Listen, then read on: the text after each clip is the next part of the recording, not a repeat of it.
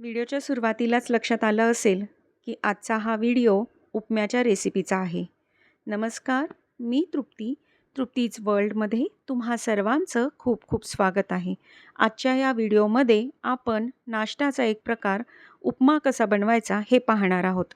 त्यासाठी लागणारं साहित्य: साजूक तूप, बारीक चिरून घेतलेला कांदा, हिरवी मिरची, भाजून घेतलेले शेंगदाणे, कढीपत्ता, जिरे, मोहरी, रवा आणि मीठ.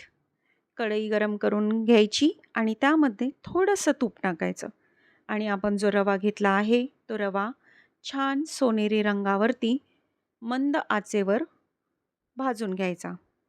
आता इथं आपला रवा छान सोनेरी रंगावरती भाजून झाला आहे. रवा काढून घ्यायचा. पुन्हा कढईमध्ये तूप टाकायचं.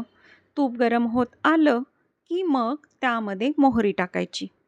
मोहरी छान तडतडू द्यायची.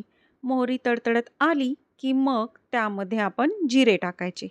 जिरेसुद्धा छान तडतडले की मग त्यामध्ये कढीपत्ता टाकायचा आणि मग त्यामध्ये टाकायचे भाजून घेतलेले शेंगदाणे.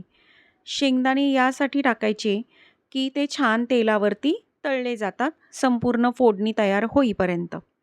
आता शेंगदाणे झाल्यानंतर मग आपण बारीक चिरलेली मिरची टाकून घ्यायची.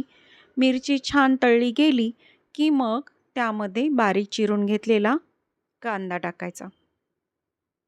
फोडणी जितकी छान तितका पदार्थ चविष्ट.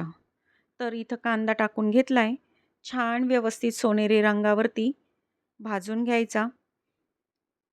सगळं साहित्य एकत्र व्यवस्थित हलवून घ्यायचं आणि मग त्यामध्ये टाकायचं चवीपुरतं मीठ. मीठ टाकल्यानंतर पुन्हा एकदा छान हलवून घ्यायचं आणि मग फोडणी तयार झाली की त्यामध्ये आपण उकळलेलं पाणी टाकणार आहोत. तर आता आपली फोडणी छान तयार झाली. त्यामध्ये उकळलेलं पाणी टाकायचं आणि व्यवस्थित उकळलं की मग त्यामध्ये भाजून घेतलेला रवा टाकायचा.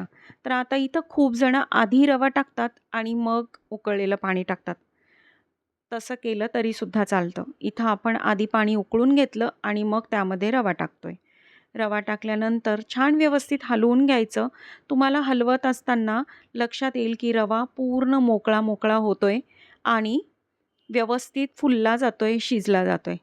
तर ही रेसिपी कशी वाटली ते नक्की सांगा. चॅनलला लाईक, शेअर, सबस्क्राईब करायला विसरू नका आणि नक्की ट्राय करून बघा.